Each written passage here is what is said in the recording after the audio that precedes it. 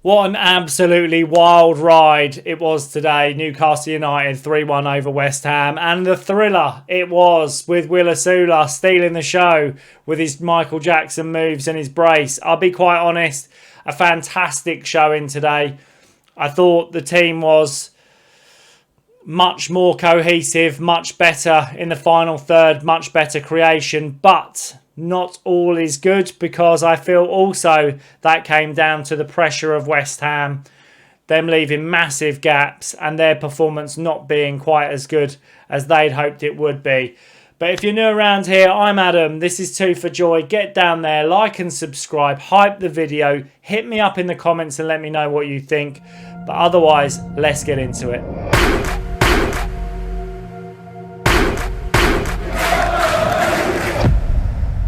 So, it's a smashing start from Newcastle, let's be fair. This first 20 minutes, we almost run riot. And I fully expected, after seeing West Ham last week against Arsenal, and the performance and the display they put in, and how hard they were to break down, and how well organised they were, that they would come to St James's Park and this game would be a lot more difficult than it actually panned out to be. But I'll be quite honest, right at the start of this game, Newcastle took hold of the game. West Ham didn't know how to deal with us. The chance creation I thought was fantastic. And obviously 14 minutes in, the ball gets chipped back and Nick Almada in the right space, playing as kind of a 10 come second striker today.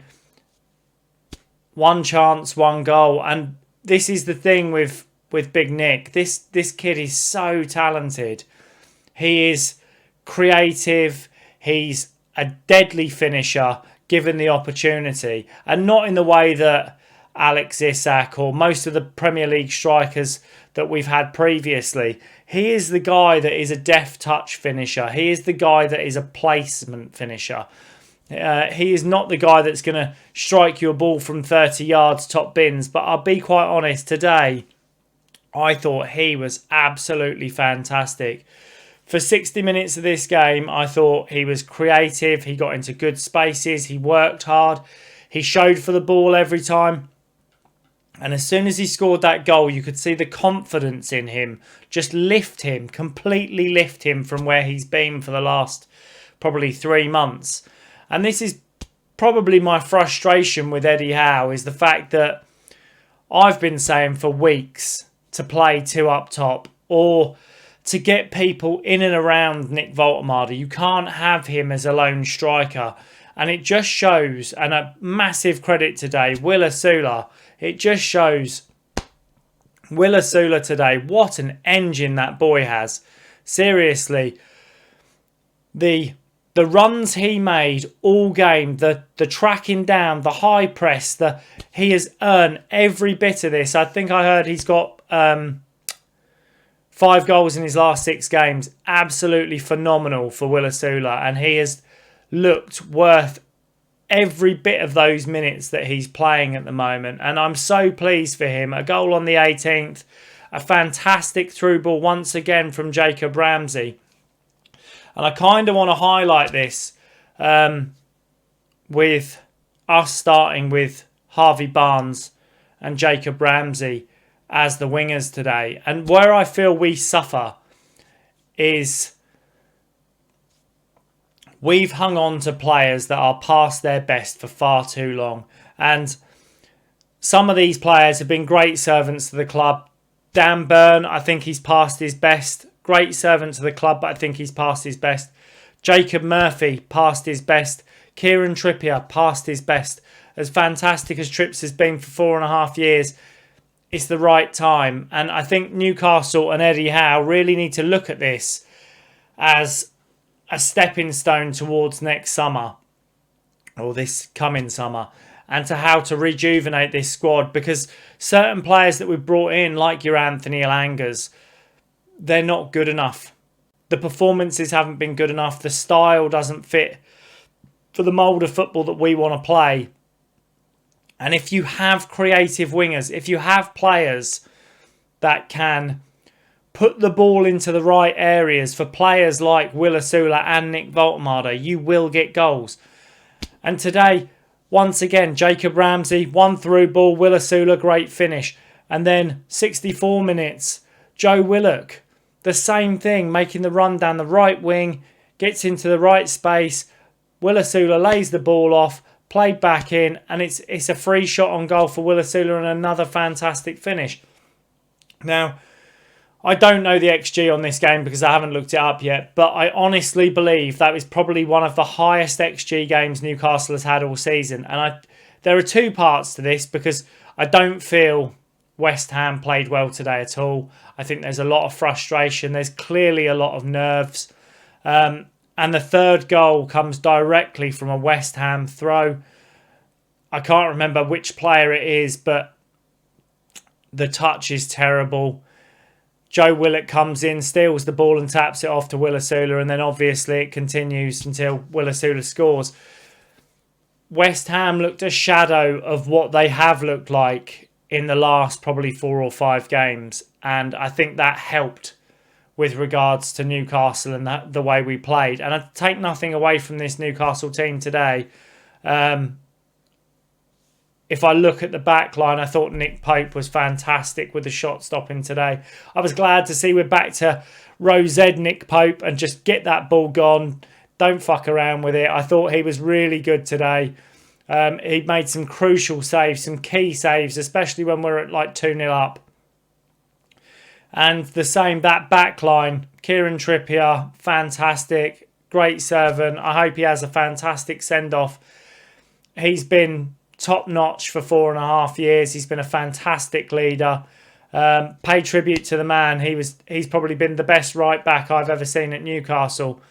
And then the back line, obviously the rest of the back line, I thought Malik Chow and Sven Botman as a pair did brilliantly today. And there were some errors in there. There were some defensive errors. There were some mistakes. But they covered each other. And that's the main thing. If Eddie Howe can get these two to be the pair that Fabian Schär was when Sven Botman first came in, realistically, these two are solid defenders. And I would say we need to look to bring in another young defender, centre-back, to build on this as a group. And then Lewis Hall, who I thought was brilliant today. A couple of mistakes, couple of nervy moments, understandably, after last week being played at right back, which was an absolute fucking travesty. But I thought Lewis Hall did really well today. And then the same, moving into the midfield, Bruno and Sandro today. Bruno, so creative. I know I'll come on to the discomfort between the team towards the end, but Bruno today was so creative, wins the ball back, plays the right passes. Him being pushed slightly further forward than Sandro Tonali makes so much sense. He is the guy that makes us tick. He is the guy that unlocks Newcastle as a team. And Sandro Tonali, and I don't know whether this will be the last game we see Sandro play for us, because obviously there's massive interest from a lot of teams across Europe and the Premier League. But Sandro was absolutely fantastic today, and I thought he deserved every bit of that standing ovation he got when he came off. I thought he was absolutely fantastic. He worked so hard, he covered, he gets back, he's got a real engine. He is that defensive midfielder that I think every team in the Premier League would like. So, you know, fantastic performance from Sandro. And I even thought Harvey Barnes had a half-decent performance. And like I say, Jacob Ramsey, the more I watch Jacob Ramsey and the more minutes he gets, he is growing into this team and he is growing into this role. And I have to say that I don't want him to be dropped. I want him to become a mainstay in this midfield because he offers something going forward that we lack when other players are on the pitch. We lack that when Jacob Murphy or Anthony Elanga play that right side. I think going into this summer window, it's kind of reinstilled my thoughts about the fact that we actually, as much as we've spent money on wingers, we actually need to spend more money on wingers. We need to probably get rid of Jacob Ramsey. We need to probably think about whether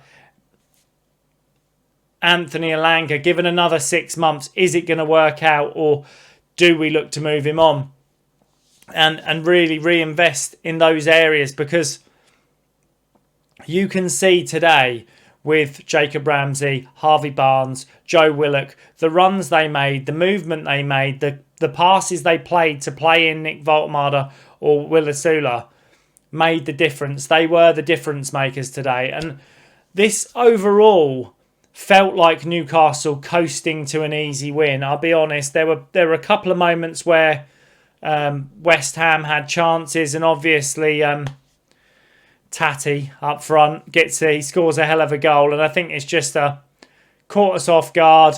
The defending was a little bit slapdash, and he's hit a hell of a ball over the top of Nick Pope, who was stranded on his the penalty spot of his 18-yard box.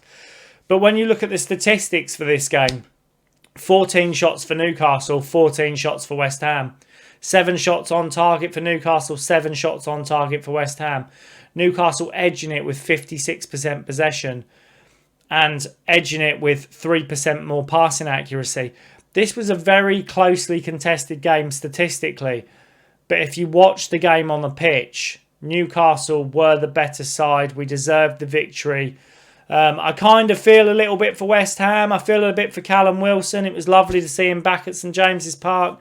And obviously, the standing ovation for Kieran Trippier. It's kind of all come in this end of season kind of curtain raiser.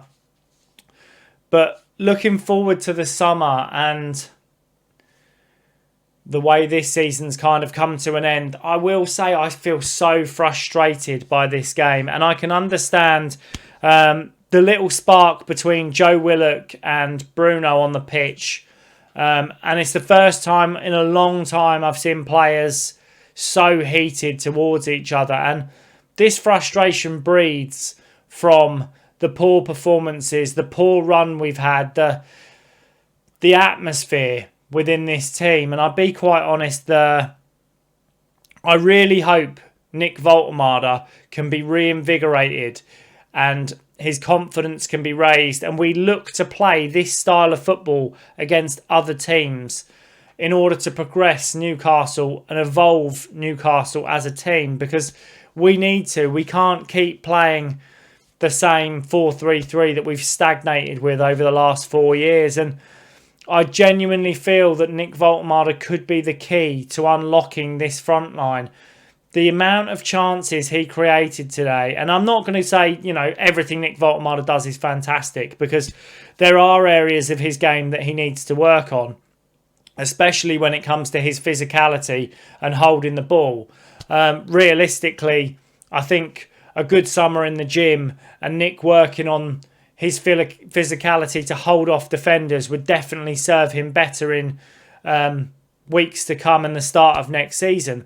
But creatively, this guy, some of the passes, some of the play, some of the one touch, he has the ability to take us to another level. He has the ability to make that front line something completely different. And Will-A-Soula is, like, as I'm sure a lot of you know from previous videos, I think this guy is like Captain Chaos. He doesn't know what he's going to do. But the work ethic is unreal.